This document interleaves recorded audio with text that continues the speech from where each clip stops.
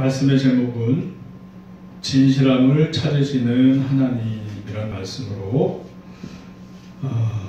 은혜를 전하도록 하겠습니다. 사도행전 5장 1절로 6절입니다. 우리 읽은 것처럼 이 말씀을 통해서 우리가 알 수 있는 것을 크게 한 세 가지 정도 이제 뽑아봤어요. 첫째는 하나님께서는 헌금 자체보다 더 중요시 여기는 것이 있다. 하나님께서는 헌금 자체보다 더 중요시 여기는 것이 있다. 예를 들어서 교회를 운영하려면 당연히 물질이 필요해요. 물질이 필요하고, 지금 이 아나니아가 자기 재산을 팔아서 100%는 가져오지 않았지만 일부는 숨겨두고 일부를 가져왔어요. 그 일부라도 교회는 이 재정에 사실상 도움이 되는 거예요. 그러니까 교회는 재물이 필요하고 어려운 사람들을 돕기 위해서, 또 과부들에게 식사를 제공하기 위해서 물질이 필요한데, 아나니아가 판 재물의 100%는 아니더라도 가져오면 교회에는 사실상 도움이 되는 거예요. 사실상. 그러나 그럼에도 불구하고 하나님께서는 이 돈을 받기를 기뻐하시지 않으셨다.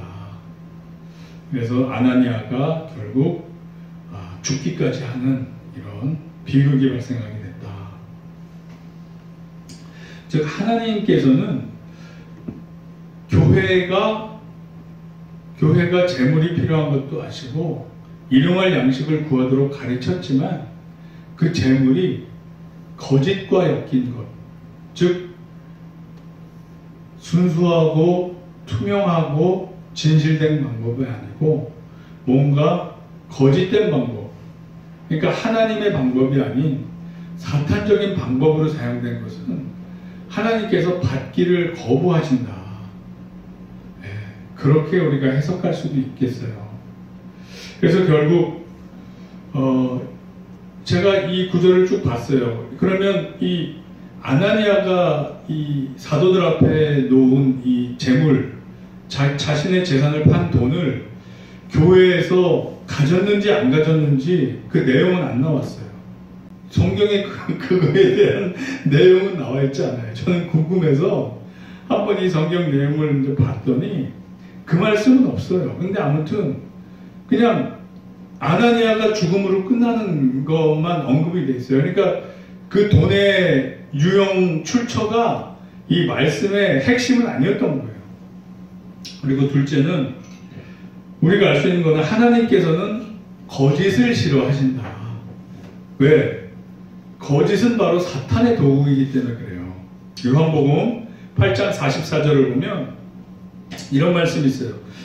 사탄의 속성이 너무너무 잘 나타나 있어요. 너희는 너희 아비 마귀에게서 났으니 너희 아비의 욕심대로 너희도 행하고자 하느니라. 그는 첫 번째, 처음부터 살인한 자요. 그러니까 사탄은 사람을 결국 죽여요. 영생을 얻지 못하게 만들어요. 둘째, 진리가 그 속에 없으므로 진리에 서지 못하고, 즉 달콤하게 미끼를 던져서 죽기까지 유혹은 하지만 진리가 없기 때문에 다 죽게 만들어요. 셋째, 거짓을 말할 때마다 제 것으로 말하나니 이는 그가 거짓말장이요 거짓의 아비가 되었습니다.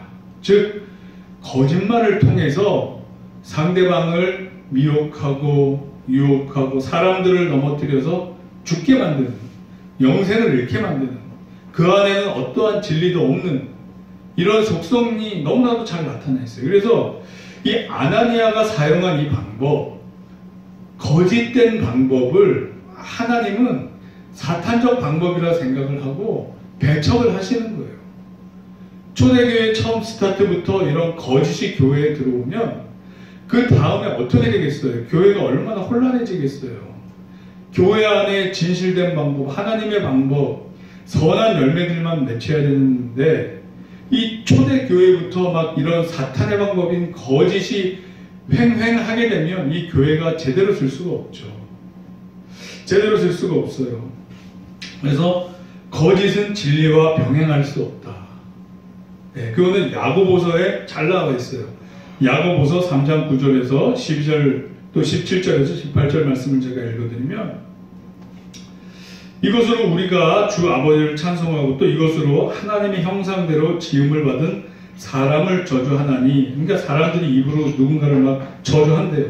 한 입에서 찬송과 저주가 나오는도다. 내 형제들아, 이것이 마땅하지 아니하니라. 샘이 한 구멍으로 어찌 단물과 쓴물을 내겠느냐. 내 형제들아, 어찌 무화과 나무가 감람 열매를, 포도나무가 무화과를 맺겠느냐. 이와 같이 짠물이 단물을 내지 못하느니라. 즉 입에서 저주가 나오고 악한 말이 나오는 순간 이 사람은 이미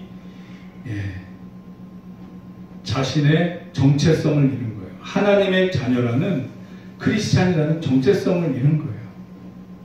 그러니까 단물과 짠물이 함께 나올 수가 없어요. 그래서 항상 지금 내 입에서 단물이 나온다? 아, 이쪽 길. 근데 내 입에서 막 짠물이 나온다? 뭔가 내 입에서 악한 말이 나오기 시작한다 그러면 빨리 정신 차리고 내가 지금 실족했구나. 그리고 자신을 돌아보고 회개하고 그래야 될 것 같아요. 뭐 이유 없이 막 성질내고 신경질내고 사람들하고 부닥치고 이웃사랑을 해야 될 판에 이웃과 자꾸 트러블 생기고, 이거는 이 안에 지금 내 안에 주님이 안 계신 거예요. 그러면 빨리 뒤돌아서 지금 내가 어디서 주님을 놓쳤지? 회개하고 다시 또 회복해야 된다. 17절에 보면 오직 위로난 지혜는 첫째 성결하고, 다음에 화평하고 관용하고 양순하며 긍휼과 선한 열매가 가득하고 편견과 거짓이 없나니. 즉 하나님으로부터 온 것은 거짓이 없어요. 진실이에요. 그래서 우리 스스로 이렇게 자꾸 자신을 이렇게 돌아봐야 돼요. 과연 나한테서 어떤 거짓된 것이 나오고 있는 건 아닌가? 과연 내가 진실되게 무언가를 하고 있는가? 이러한 것들. 18절, 화평하게 하는 자들은 화평으로 심어 의의 열매를 거두느니라. 즉 사람을 저주하거나 거짓이 나오는 사람은 이미 사탄에게 마음을 뺏긴 사람이에요. 그 사람이 원래 주님의 자녀였을지라도 어디서 실족을 해서 마음을 뺏긴 상태예요. 우리는 성령님의 전이잖아요. 성령님의 전이 될 수도 있지만 우리가 스스로 마음을 지키지 못할 때는 이게 사탄의 전이 될 수도 있는 거예요. 그래서 항상 우리 스스로를 돌아봐야 된다. 근데 예외는 하나 있어요. 예외. 우리가 거짓말을 할 때 예외는 있어요. 어떤 예외? 하나님의 뜻에 따라 사람을 살리는 거짓말. 사람을 살리는 거짓말은 성경에도 몇 차례 나타나고 있어요. 예를 들어서 여호수아 2장 3절에서 7절까지를 보면, 여리고 왕이 라합에게 사람을 보내어 이르되 내게로 와서 내 집에 들어간 그 사람들을 끌어내라. 그들은 이 온 땅을 정탐하러 왔느니라. 그 여인이 그 두 사람을 이미 숨긴지라. 이르되 과연 그 사람들이 내게 왔었으나 그들이 어디에서 왔는지 나는 알지 못하였고, 그 사람들이 어두워 성문을 닫을 때쯤 되어 나갔으니 어디로 갔는지 내가 알지 못하나 급히 따라가라. 그리하면 그들을 따라잡으리라 하였으나. 즉 기생 라합은 하나님의 뜻에 따라 살리는 거짓말을 해요. 죽이는 거짓말이 아니라 하나님이 보내신 정탐꾼을 살려줘요. 거짓말로. 그러니까 죽이기 위한 거짓말이 아니라 살리기 위한 거짓말이에요. 이런 거는 성경에도 나와 있어요.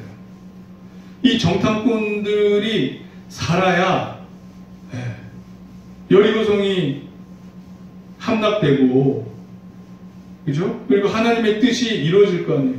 이스라엘 백성들이 가나안에 들어와 살아야 되는데, 그러니까 하나님의 뜻에 따른 살리는 거짓말은 이것은 예외다.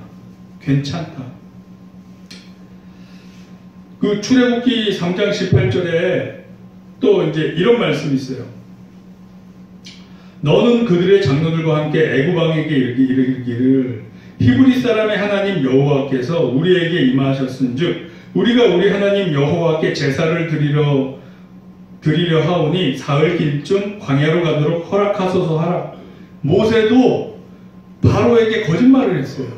사실상 애굽을 탈출해서 가나안으로 가기 위한 길인데 바로에게 말하기에는 그렇게 하면 안 보내주니까 우리 사흘길 가서 광야에서 제사 지내게 하겠다 이렇게 거짓말을 해요. 근데 이 거짓말을 누가 시켰냐? 하나님이 시켰어요.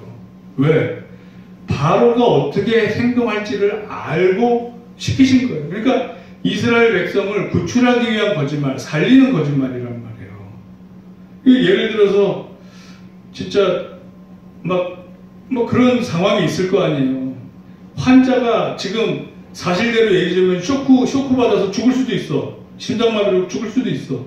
그거를 사실대로 고지고대로 얘기해줘야 돼요? 아니잖아요.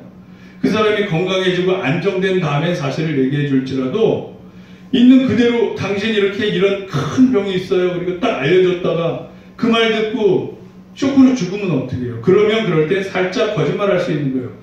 생명을 살리기 위해서 약간 완화해서 하는 말도 할 수 있는 거고. 그렇죠? 이거는 살리기 위한 거짓말은 이거는 거짓말이라기보다는 지혜의 영역에 가까워요. 하나님도 용납하신 거잖아요. 지혜에 대한 영역인 거예요. 네, 사도 바울도 막 위기에 처했을 때 사두개인과 바리새인과 이제 싸움 붙인 다음에 거기서 싹 빠져나오잖아요.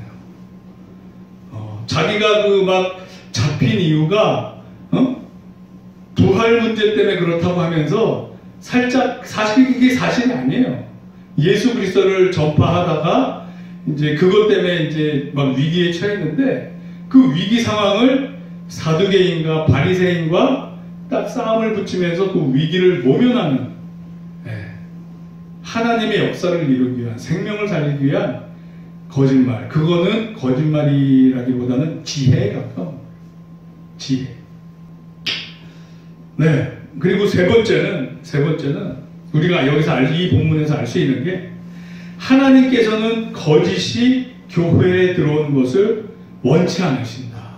그래서 원치 않으셔서 교회가 처음부터 진실되게 세워져 나가길 바라셔서 그래서 하나님께서는 이렇게 시범 케이스로 아나니아를 그냥 죽이시고 또 이 다음에 보면 아내인 삽비라도 들어와서 진위를 확인하고 나서 바로 또 죽이셔요.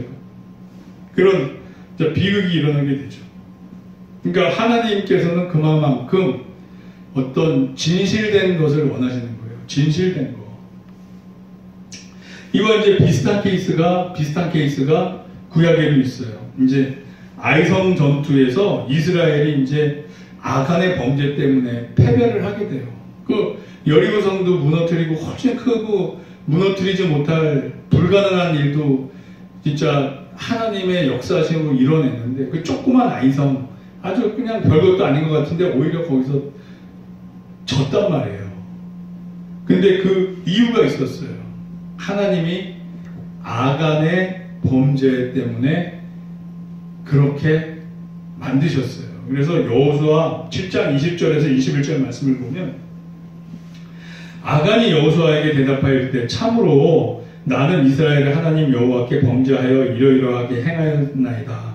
내가 노력한 물건 중에 시날산의 아름다운 외투 한 벌과 은 200세겔과 그 무게가 50세겔 되는 금덩이 하나를 보고 탐내어 가졌나이다.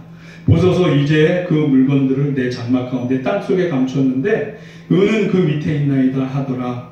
이게 다 하나님한테 바쳐진 거예요.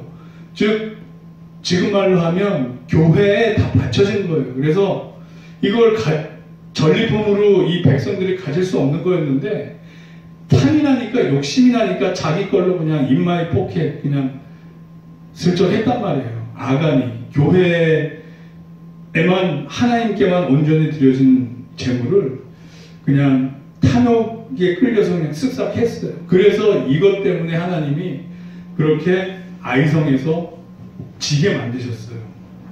근데 결국 여호수아서 7장 25에서 26절의 말씀을 보면 여호수아가 이르되 내가 어찌하여 우리를 괴롭게 하였느냐 여호와께서 오늘 너를 괴롭게 하시리라 하니 온 이스라엘이 그를 돌로 치고 물건들도 돌로 치고 불사르고 그 위에 돌무더기를 크게 쌓았더니 오늘까지 있더라. 여호와께서 그의 맹렬한 진노를 그치시니 그러므로 그곳 이름을 오늘까지 아골골짜기라 부르더라.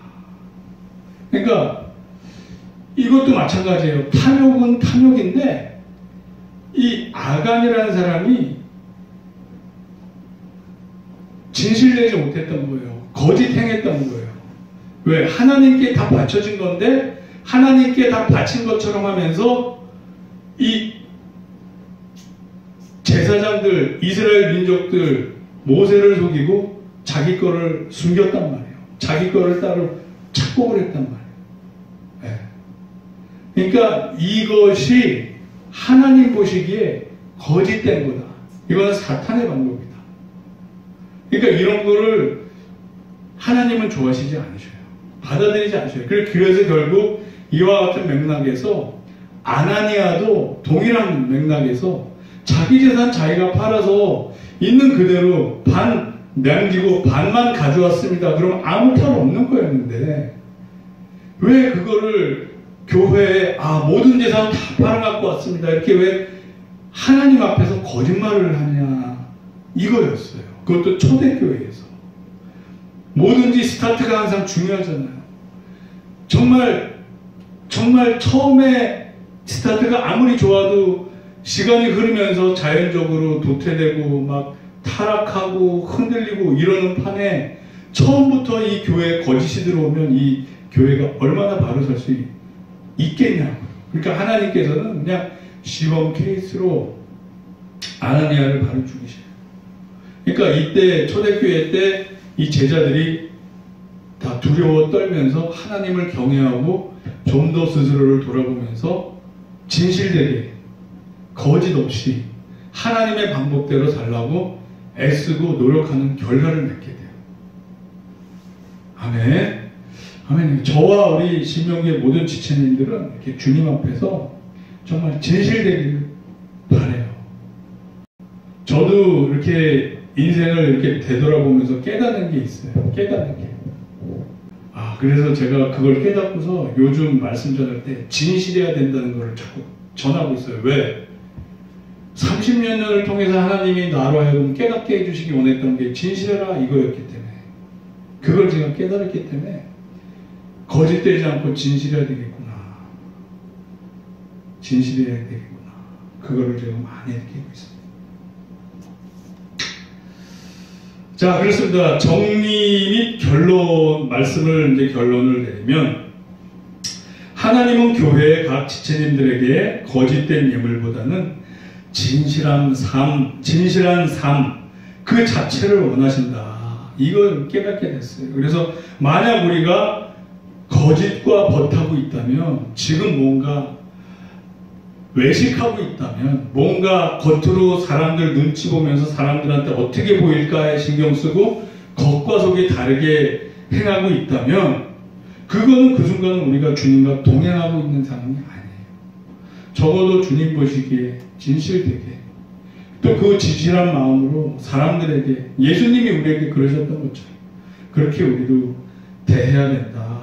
그래서 항상 우리 자신의 삶을 주님 앞에서 비춰보고 진실한지 거짓된지를 스스로 판단하고 분별해서 진실하게 살 수 있도록 이 용기가 필요하거든요. 진실하게 산다는 건 용기가 필요해요. 때에 따라서는 예수 그리스도처럼 목을 걸어야 돼요. 말 한마디에.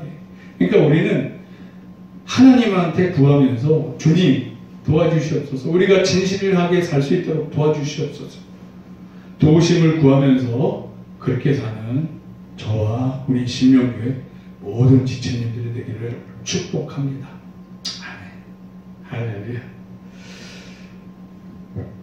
자, 에베소서 5장 9절 말씀으로 말씀을 맺겠습니다. 빛의 열매는 모든 착함과 의로움과 진실함에 있느니라. 아멘. 아멘. 기도하겠습니다.